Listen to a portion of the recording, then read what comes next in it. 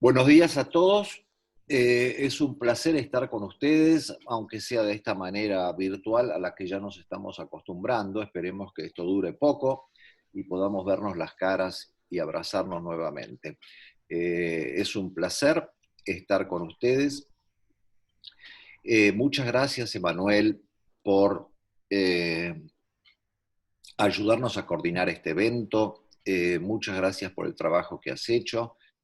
Eh, Y bueno, vas a ser uno de los también eh, líderes en cuanto al manejo de esta reunión. Yo quisiera invitarte a que participes muy activamente eh, manejando esta reunión, opinando, interrumpiéndonos. Eh, Así que yo diría que estamos 10 minutos atrasados y ya podemos empezar, se irá incorporando seguramente más gente. El programa que tenemos para hoy es con amigos del noreste argentino. Eh, Como les dije, el coordinador es Emanuel Silva y por parte de SEMBA participamos Juan Rojas, Liliana Patruco y yo, y como asistente estratégico Guillermo de Lío, a quien le agradezco. Como ven ustedes a la izquierda, los temas que vamos a tratar son 5 temas que hemos seleccionado, 5 temas, yo diría, candentes y que se van a prestar a la discusión, van a estar basados en casos clínicos, y yo propondría que después de cada una de las charlas eh, hagamos preguntas o discutamos lo que a ustedes se les ocurra. Si ustedes quieren, pueden durante cada una de las charlas ir subiendo preguntas por el chat o, si tienen buena memoria, las van a hacer oralmente después de cada charla y habilitando su micrófono y su cámara. Quiero aclararles que estos encuentros, este es el primero de los que tenemos con nuestros amigos del resto del país, está basado o inspirado en lo que años atrás fue SEMBA Interior, ahora se llama Espacio SEMBA. Funciona de el mismo modo que los anteriores en cuanto a las compañías que nos apoyan para seguir haciéndolo, y como ustedes ven, están ahí abajo escritas, a quienes agradecemos mucho eh, por darnos este apoyo para la plataforma. Y aclaro, como siempre, que estas compañías no han tenido injerencia o no conocen nuestras presentaciones, por lo tanto, el contenido de estas presentaciones es única responsabilidad de los speakers. Tampoco participan de la reunión personas de la industria, o sea que seguimos tratando de proteger ese espacio exclusivo para médicos donde cada uno puede con la mayor libertad posible decir lo que quiera sin ningún tipo de restricción. Aprovecho para presentarles algo que hemos construido en estos últimos meses, que se llama Portalem, y que ustedes lo van a encontrar en la web como www.portalem.org. La idea de este portal latinoamericano dedicado exclusivamente a la salud es que sea una plataforma educacional para todas las personas que vivimos en Latinoamérica. Este portal está enteramente escrito en idioma español y tiene una serie de funciones. Por empezar, ustedes van a ver todo lo que se publica en el mundo en esclerosis múltiple, día a día, como ven a la derecha, por ejemplo, donde ustedes van a poder acceder a los abstracts de todos esos trabajos y eventualmente a los trabajos, al paper completo que sea libre. Podrán ver presentaciones de muchos de nosotros y de otros médicos que quieran subir sus presentaciones o charlas al sitio y por lo tanto tener mayor visibilidad frente al resto de la comunidad latinoamericana. Así que siéntanse libres de mandar lo que ustedes consideren conveniente. Obviamente, Portalem tiene un comité científico que va a garantizar que no haya un bias en la información, sino que sea información científica. Verán ustedes también los ensayos clínicos en curso, las publicaciones, como les decía antes, no solo internacionales, sino también de la comunidad latinoamericana, así que los invitamos a que también las suban si es que no aparecen o no están por el momento indexadas. O sea, quiero decir con esto que podrán ustedes con esto subir pósters propios, etcétera, de manera de tener visibilidad frente a la comunidad. Así que los invito a quienes todavía aún no lo hicieron, que se registren en el sitio, porque desde el punto de vista de la educación en esclerosis múltiple creo que resulta un sitio sumamente práctico, va a resultar un sitio sumamente práctico para todos nosotros.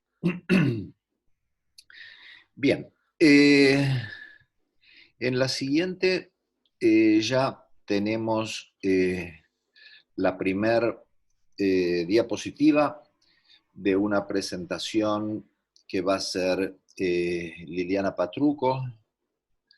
Liliana Patruco probablemente casi todos ustedes lo conozcan, y para quienes no la conocen, es una experta en esclerosis múltiple que desarrolla su actividad asistencial en el Hospital Italiano, en el servicio de neurología, donde dirige la sección de enfermedades desmielinizantes.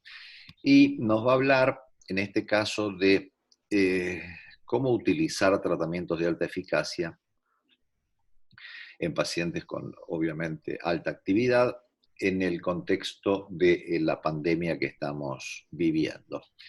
Recuerden entonces, por favor, ir subiendo preguntas a medida que se les ocurran, y al final de cada charla tendremos discusiones de manera tal de darle dinamismo a este encuentro en el que no nos vemos cara a cara. Liliana, por favor, ¿nos presentás entonces tu charla? Por supuesto. Se escucha bien, ¿verdad? Muy bien. Perfecto, Liliana. Fantástico, gracias. Bueno, gracias Edgardo por la presentación. Muchísimas gracias a vos, Emanuel, por participar activamente de esta actividad que estamos organizando y siempre gracias por sumarte a todas estas iniciativas. Mi idea es hablar en los siguientes minutos, como decía Edgardo, de estos tratamientos de alta eficacia en pacientes con alta actividad, metiéndolos dentro de este contexto particular en el que estamos viviendo y que está relacionado con la pandemia del COVID-19. Y cuando hablamos de pacientes de alta actividad, voy a introducirles un caso clínico y después discutiremos un poquito por qué lo consideramos de alta actividad, cuáles serían los tratamientos propuestos y cuáles fueron nuestras incertidumbres al inicio de toda esta actual situación para elegir las decisiones terapéuticas o para sostener los tratamientos que venían recibiendo los pacientes.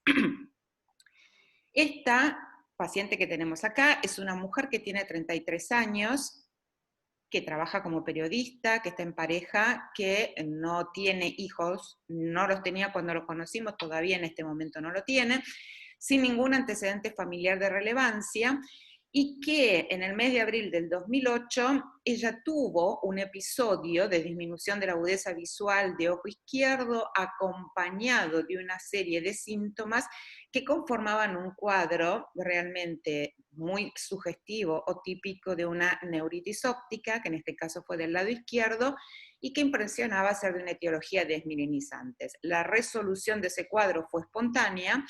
Nosotros recién la conocemos 3 meses después, en julio de ese mismo año, donde hace un episodio similar, pero del lado derecho en este caso, que sí recibió tratamiento con corticoides endovenosos con una resolución que fue completa también. O sea, que tenemos una mujer joven que en el lapso de 2 meses hace 2 episodios de neuritis óptica, que recibe tratamiento con corticoides con una muy buena recuperación, y como solamente en el examen neurológico tenía o presentaba hiperreflexia generalizada, es que la hemos clasificado desde el punto de vista de su discapacidad con un EDSS de 1.0. Siempre dentro del contexto de un paciente joven que hace eventos clínicos sugestivos de una enfermedad desmielinizante, durante la evaluación se incluye una resonancia magnética. Y acá, en estas secuencias de FLAIR, podemos ver la cantidad de lesiones, ¿sí?, de localización periventricular, en sustancia blanca subcortical, algunas que tienen una topografía que es característicamente yuxtacortical, las lesiones muy sugestivas de esclerosis múltiple a nivel o en las proximidades de los ventrículos laterales y cerca del polo temporal, y cuando se le agrega el contraste, vamos a ver son las que estoy señalando acá, gran cantidad de lesiones que realzaban con el contraste, otros no, y estas que vemos acá como hipointensas en esta secuencia de T1 nos están hablando de gliosis o de destrucción permanente del tejido encefálico, mucha actividad inflamatoria. Obviamente descartamos otras opciones terapéuticas porque ustedes saben que no hay ningún test que sea patognomónico para establecer el diagnóstico de esclerosis múltiple. Entonces uno, cuando ve este tipo de pacientes, enseguida lo que le viene a la cabeza es, ¿estoy frente realmente a una forma muy activa de esclerosis múltiple?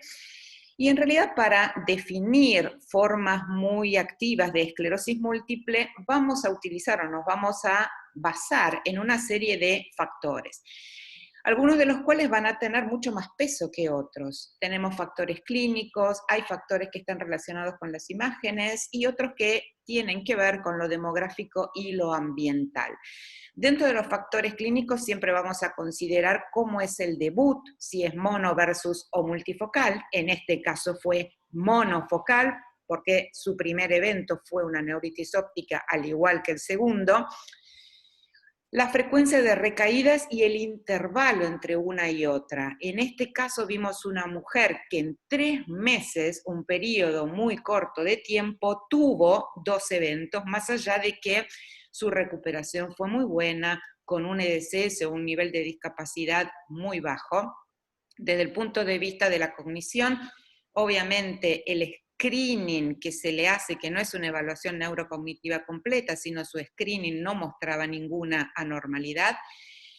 Y en este caso, el peso de las imágenes es lo que contribuye también a pensar que se trata de una forma muy activa.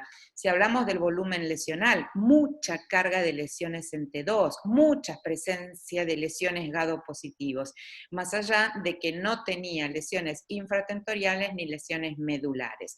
En cuanto a los factores demográficos y ambientales, podríamos decir que de todos aquellos que figuran acá en esta lista, tiene mucho peso la presencia de comorbilidades, si bien en este caso no estaban presentes, pero sabemos bien que la presencia de comorbilidades tiene un impacto negativo en la evolución de la enfermedad en el corto plazo.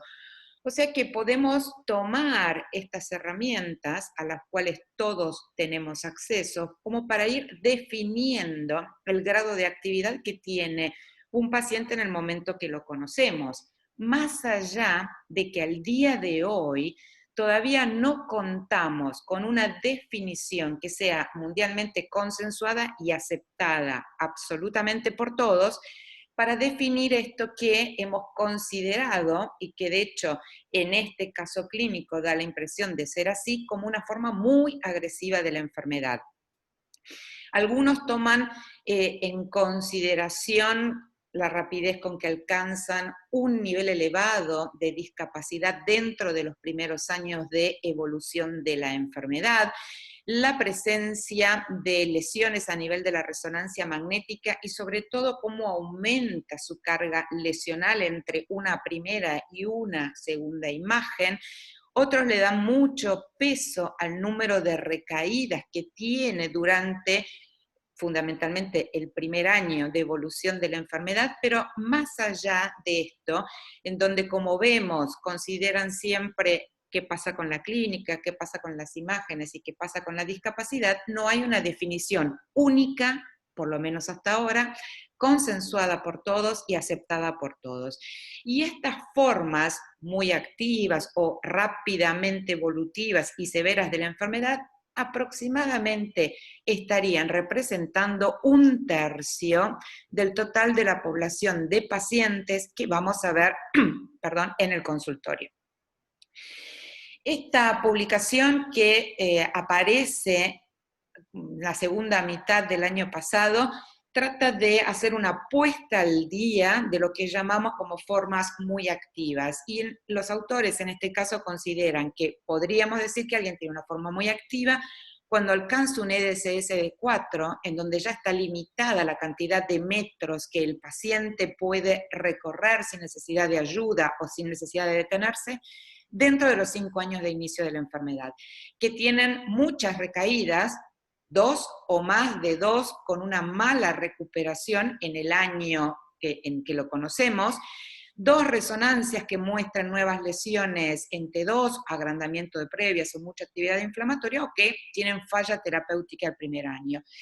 En realidad, esto tampoco sería una definición exacta de lo que sería una forma muy activa, porque de hecho incluyen también una falla terapéutica, ya toman por lo menos 2 resonancias, y como vemos en nuestra paciente, estamos tratando de definir el grado de actividad que tiene en el momento en que la conocemos, porque de ello va a depender nuestra elección terapéutica. Entonces, hasta el momento, definiciones claras no hay, aproximaciones hay, sí las hay, con las cuales podemos estar o no estar de acuerdo porque no reflejan la totalidad de los pacientes que vemos en el consultorio. ¿Y por qué nos sirve hacer esta discriminación? Sobre todo porque en estos últimos años hemos pasado de esto que llamábamos el paradigma tradicional lento y seguro, en donde la mayoría de los pacientes iniciaban con un mismo tratamiento y después en la medida en que la respuesta era inadecuada íbamos cambiándolo, a esto que es nuestro paradigma actual y nuestro tratamiento personalizado. Es imposible que todos los pacientes inicien con una misma opción terapéutica porque esa elección que nosotros realizamos con el claro objetivo de suprimir toda evidencia de actividad de la enfermedad va a estar directamente relacionada con las características particulares de cada paciente, en donde en muchos de los casos va a ser la resonancia la que tenga el mayor peso para definir nuestra estrategia. Porque si la paciente que presentamos en el ejemplo, en lugar de 2 eventos de neuritis ópticas, hubiera tenido uno solo, bueno, desde el punto de vista de lo que son los factores clínicos, tuvo un único evento del que se recuperó muy bien y con un debut que fue monofocal. Sin embargo, cuando a eso le sumamos la resonancia, es lo que nos termina definiendo la significativa agresividad que tiene la enfermedad en ese mismo paciente. Y en base a eso vamos a tener que elegir nuestra opción terapéutica. Esta es una publicación que a mí me resulta interesante y que aparece el año pasado de Xavier Montalbán, en donde trabajando con estos factores de buen pronóstico o de mal pronóstico nos ayuda a dividir las aguas en nuestros pacientes y a elegir cuáles serían las opciones terapéuticas consideradas como apropiadas en estos casos. Si hablamos de nuestra paciente, la que hemos presentado, los tratamientos podrían ser endovenosos, como en el caso de natalizumab, alemtuzumab u ocrelizumab, o opciones orales, como fingolimod y cladribine. La elección siempre la vamos a tener que poner en el contexto del paciente, considerando, además de las características de su enfermedad, otros factores que de pronto están relacionados con la planificación familiar, con que no alteren significativamente su calidad de vida, porque ella como periodista tenía que realizar viajes frecuentes, entonces de pronto plantearle un tratamiento que implica que cada 28 días tenga que concurrir a un centro de infusiones, por ejemplo, puede alterar con el desarrollo de sus actividades. Entonces, cuando vemos un paciente con estas características, tenemos en mente una serie de tratamientos que después vamos a adecuarlo y a consensuarlo con el paciente para que funcione, para que podamos alcanzar el objetivo terapéutico que nos estamos imponiendo, pero que no afecte significativamente su calidad de vida y que pueda seguir desarrollándose como mujer, como profesional, como hombre, digamos, como ser humano en sí. Obviamente que cuando planteamos la elección de los tratamientos, bueno, en realidad siempre nos manejábamos en cuanto a nuestro criterio, hacíamos todas las evaluaciones iniciales correspondientes antes de iniciar el tratamiento elegido para minimizar eventuales riesgos o aparición de efectos adversos importantes, pero todo eso que lo teníamos muy claro, se vio modificado, sobre todo en estos últimos 4 meses, cuando aparece esta pandemia y que obviamente generó nuevos desafíos en nuestra forma de manejar a los pacientes. Sobre todo al inicio de la pandemia teníamos mucha incertidumbre acerca de si eran suficientemente seguros estos tratamientos de alta efectividad o si podíamos eventualmente favorecer la aparición de este cuadro infeccioso y que si aparecía ese cuadro infeccioso tal vez podría tener una evolución más severa en los pacientes. Y esa incertidumbre lentamente, y esas dudas que nosotros teníamos, se fueron respondiendo, aunque sea parcialmente, a través de la evidencia que fue surgiendo y que es mucha en estos últimos meses. Y es de ahí que le damos importancia a los datos que podemos tomar acerca de registros o bien de bases de datos, en donde tratan de reunir pacientes con esclerosis múltiple e infección por COVID para ver qué es lo que pasó con ellos. El primero que aparece publicado, que fue en abril de este año, y cuyos datos después volvieron a actualizarse en junio, es este registro italiano que involucró una gran cantidad de centros, sobre todo considerando que Italia fue uno de los países con muchos casos de COVID-19, sobre todo concentrados en la zona norte de Italia y en las provincias de Lombardía, por ejemplo. En este registro, que incluyó un total de 232 pacientes, 57 tuvieron una PCR positiva para COVID, 157 tenían manifestaciones clínicas o ciertos hallazgos en las imágenes, sobre todo la placa, la radiografía o la tomografía de tórax, que eran sugestivos de COVID sin un test positivo. Vamos a ver que en la mayoría de las series que mostramos, no todos los pacientes tienen confirmación de infección por COVID a través de PCR, y eso obviamente ocurre en nuestro país, ocurre afuera también, y que tiene que ver con las políticas de testeo y también la accesibilidad a los tests. Si vemos en esta serie, de los 232, solamente 21 pacientes no estaban recibiendo tratamiento, todos los otros sí, e incluso tenemos tratamientos de los que consideramos como una alta efectividad, mucho más concentrados. Si miramos, en el caso de fingolimod, de natalizumab, de ocrelizumab, muchos menos pacientes que estaban recibiendo alemtuzumab o cladribine. ¿Y qué pasó con esta gente? Todos los trabajos que revisamos, siempre la clasificación de la severidad de la infección varía, pero fundamentalmente en todos ellos, cuando hablamos de formas severas o críticas, tienen que ver ya con afectación de la función respiratoria, o bien en el caso de los críticos, con aquellos que requieren una internación en unidad de cuidados intensivos por falla respiratoria, shock séptico o falla multiorgánica, que de todos esos grupos importantes de más de 200 pacientes, solamente 10 ingresaron en estas categorías de severa o crítica. Y de esos 6 que tuvieron infecciones críticas y que fueron o que requirieron terapia intensiva, si miramos un poquito sus características demográficas, vamos a ver que tenían edades avanzadas, que en su mayoría eran hombres, con mucho tiempo de evolución de su enfermedad, con un fenotipo progresivo y que por lo tanto estaba asociado a niveles de discapacidad más altos, que casi todos tenían comorbilidades presentes. Entonces ahí ya empezamos a conocer algunos factores que sí tenían impacto en cómo iba a evolucionar la severidad de la infección, que después vamos a ir viendo que se repiten las distintas series que pudieron comunicar sus datos. De esos 6 pacientes críticos, 5 se murieron, y solamente 2 de ellos estaban recibiendo tratamientos inmunomoduladores. Y veamos también las edades, ¿no? Pacientes que tenían más de 50 años, con fenotipos progresivos de la enfermedad, y fíjense los niveles altos de discapacidad: 6 en el caso del paciente con dimetilfumarato, 7 en el caso del paciente con rituximab.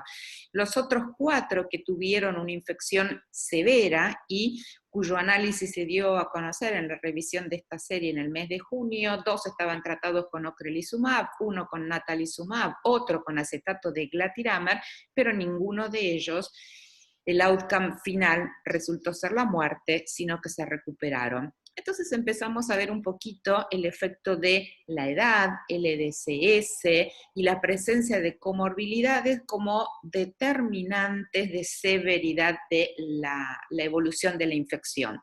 Hace muy poquito, y esto es ahora en el mes de junio, todos los centros de esclerosis múltiple de Francia armaron este registro que contenía más de 300 pacientes, la mayoría mujeres.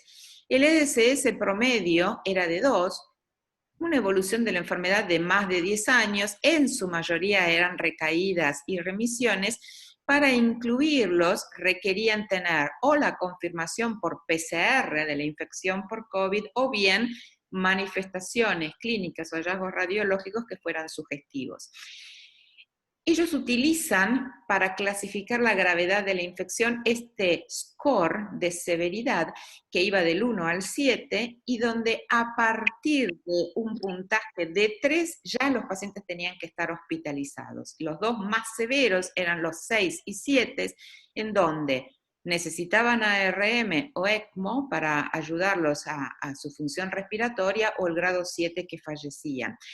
Y el primer análisis que hacen es que si comparamos los no hospitalizados y los hospitalizados tenían edades más avanzadas. Y si miramos el nivel de discapacidad entre no hospitalizados y pacientes hospitalizados, los que requerían hospitalización tenían EDCS más avanzados y el promedio en este caso sí llegaba a ser un 6.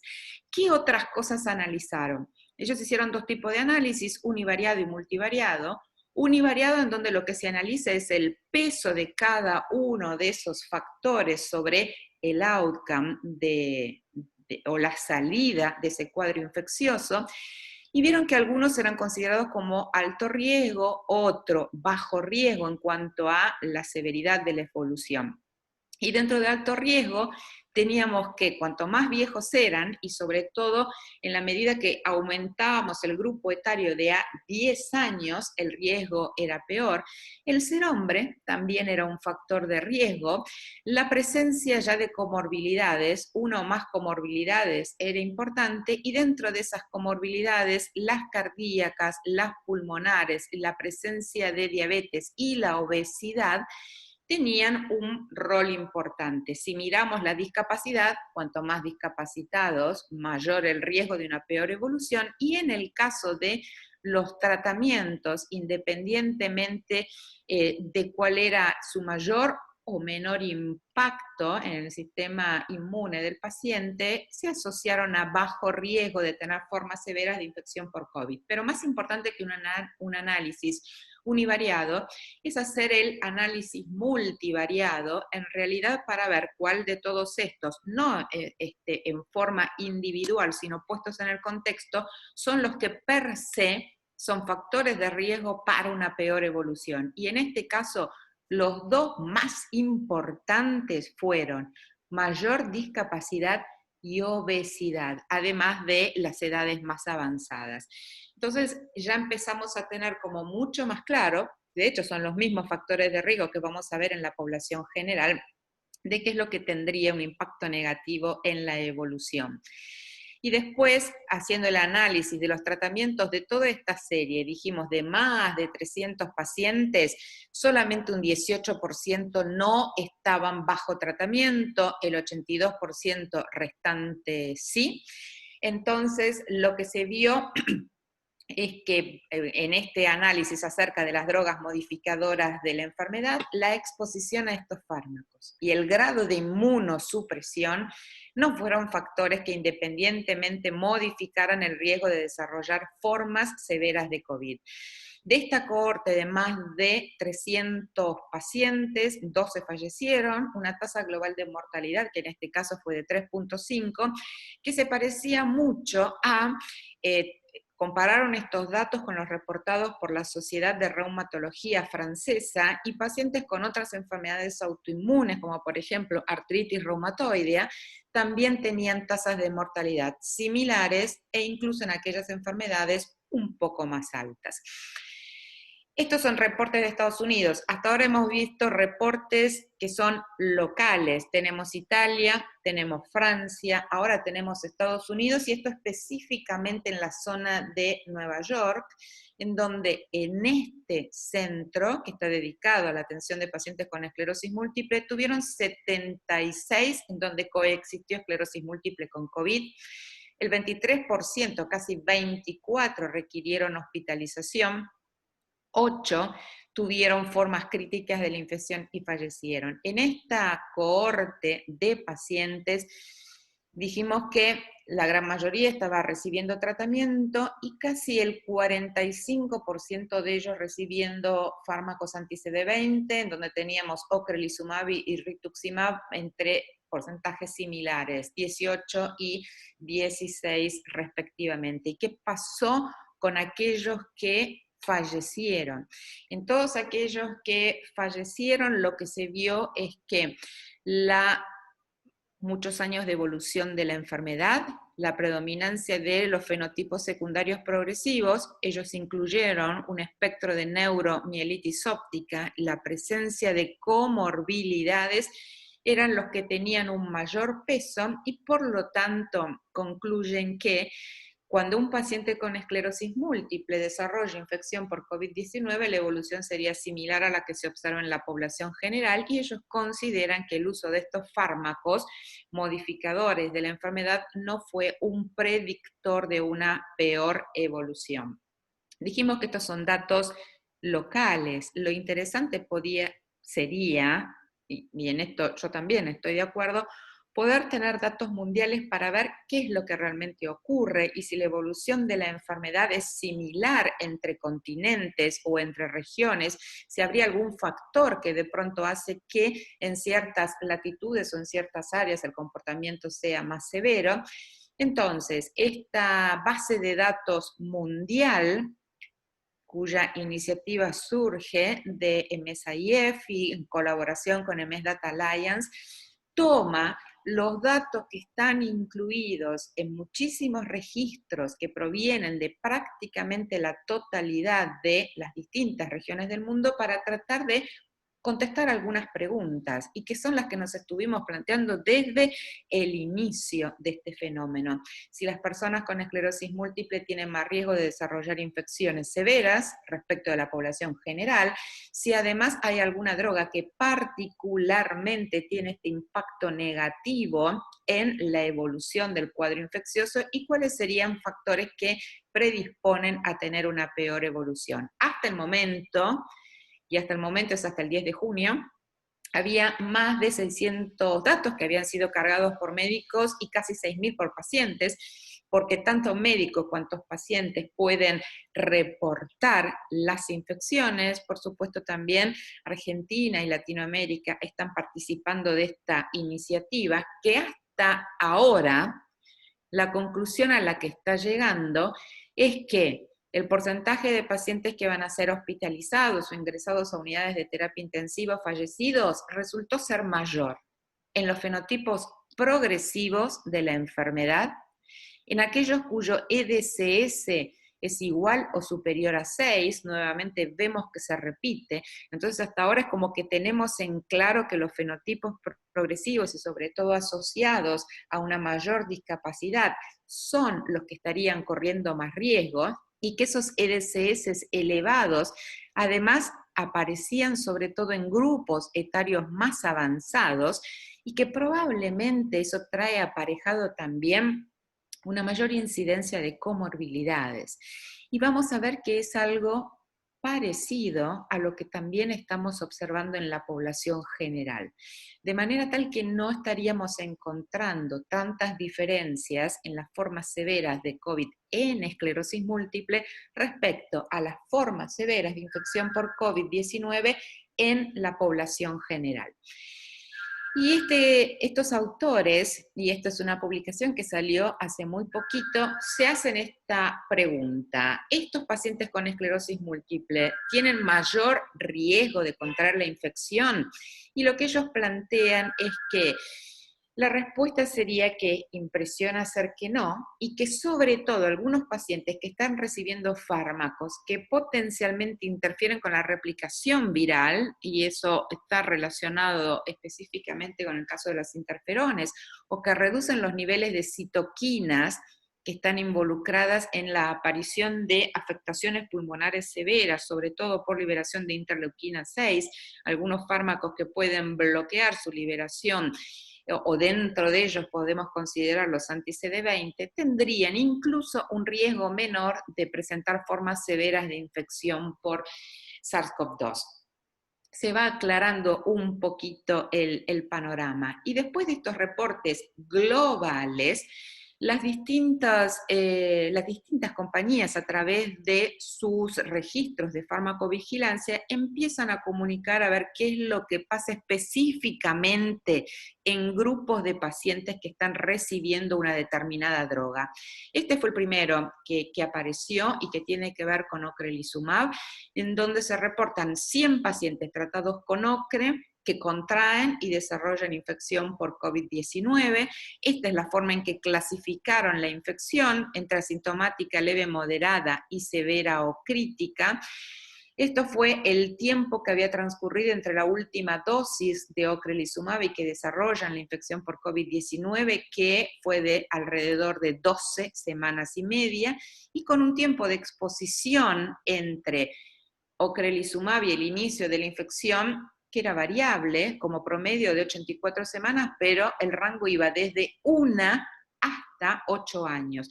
O sea que no parecería estar relacionado con la duración de la exposición al tratamiento. Puede aparecer en forma precoz o incluso en pacientes que hace años que lo vienen recibiendo. De estos 100 pacientes, 74 fueron confirmados por COVID-19, más allá de que tuvieran signos o síntomas clínicos que pudieran ser compatibles. La mayoría eran mujeres, y eso, digamos, es obvio porque el fenotipo más frecuente era el de recaídas, y que de estos 74, 26 tuvieron que ser hospitalizados, Y en el momento en que se genera este reporte, que fue en el mes de mayo de este año, todavía 3 estaban internados, 5 en condición crítica, 8 severas, de los cuales se está esperando conocer su evolución final, pero hasta ese momento, mayo del 2020, no se habían registrado casos fatales. Esto con respecto a Ocre. También comienzan a conocerse algunos datos de infección por COVID en pacientes tratados con alemtuzumab. En este caso, fueron reportados a farmacovigilancia de Genzyme 39 casos, 11 confirmados y 28 sospechosos. La gran mayoría no fueron casos serios. 8 de ellos sí tuvieron casos serios, de los cuales 2 todavía tienen la infección en curso, 2 se han recuperado y todavía tenemos 4 cuya evolución no la conocemos. Y en esta publicación, siempre los casos que se conocen de pacientes tratados con alemtuzumab, vamos a ver que son series más chiquitas respecto de otros fármacos.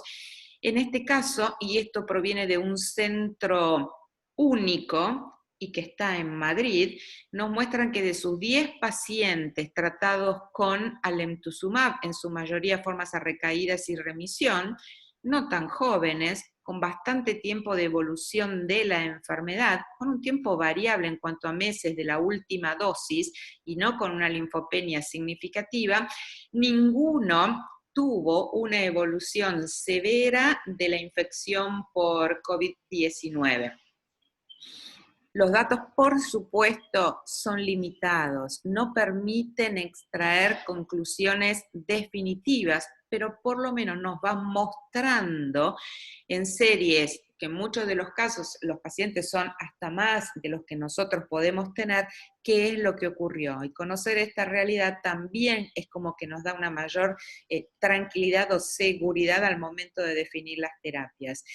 Biogen hasta el 21 de mayo de este año había recibido 95 informes. Estos son subidos en forma espontánea por los médicos, entonces no siempre los datos son absolutamente complejos, pero 95 pacientes bajo tratamiento con natalizumab que contrajeron la infección por COVID, y de estos 95, 5 tuvieron un desenlace fatal, pero lo que vieron es que múltiples comorbilidades como hipertensión arterial, obesidad, arteriopatía coronaria y edades más avanzadas eran los que estaban presentes en esos casos que tuvieron un desenlace fatal. Entonces volvemos otra vez a lo que decíamos antes, el peso que tienen las comorbilidades, y entre ellas la obesidad y sobre todo la edad, en definir o colaborar a tener una evolución más severa de la infección por COVID-19. Y estos son los casos que se conocen con cladribine hasta el 29 de julio, que hubo 47 casos sospechosos, de los cuales 18 se confirmaron. En cuanto a la evolución de esta serie bastante chiquita de pacientes, muertes no se registraron y la gran mayoría estaba recuperado o en vías de recuperación. Además de conocer cuál es la experiencia con estos fármacos utilizados, cuando nosotros estamos tratando a un paciente con formas activas de la enfermedad, vamos a tener que hacer controles de resonancia y controles de laboratorio. Entonces, el concepto global es que las resonancias deberían seguirse haciendo, por supuesto, trabajando con todos los protocolos de seguridad, tanto para el paciente, para su traslado desde el domicilio hacia el centro donde se realiza la resonancia, y obviamente los protocolos también para el lugar donde funciona la resonancia, que no haya proximidad entre pacientes COVID y no COVID, pero, y obviamente siempre decimos que las recomendaciones tienen que adaptarse al contexto epidemiológico de cada región o provincia, no deberían posponerse, así como tampoco los análisis de laboratorio. Estamos utilizando fármacos altamente efectivos que van a tener un cierto impacto provocando linfopenias, que es lo que nosotros vamos a tener que monitorear. Entonces, los protocolos o los análisis de laboratorio, siempre en el marco del cuidado necesario, tampoco deberían de posponerse. Y para terminar esta primera parte, podríamos decir que más allá de, o que este contexto de pandemia en el cual nos estamos moviendo en este momento no debería posponer el inicio de estos tratamientos altamente efectivos, porque esta inercia nuestra en definir, iniciar o no el tratamiento se va a terminar traduciendo en mayores niveles de discapacidad para el paciente. Entonces, los tratamientos deben iniciarse, deben de sostenerse, y si ocurriera alguna intercurrencia, como puede ser una recaída, manejarla exactamente igual como lo veníamos haciendo hasta ahora. Y es muy importante, obviamente, sostener el cuidado del paciente, no solo a través de hacerle sus controles de resonancia o de laboratorio, sino de estar en contacto con ellos a través de las herramientas con las que disponemos. No tenemos teleconsulta en el lugar donde nosotros nos estamos manejando. Bueno, siempre existe el mail o el WhatsApp para poder conectarnos con el paciente y preguntarle, ¿estás haciendo el tratamiento como corresponde? ¿Te hiciste los controles de laboratorio? Mostrame los resultados, ¿cómo te sentís? Esta situación de pandemia no tiene que inmovilizarnos o frizarnos en cuanto a cómo tenemos que manejar a nuestros pacientes. Y muchísimas gracias por haberme escuchado. Muchas gracias, Liliana. Bueno,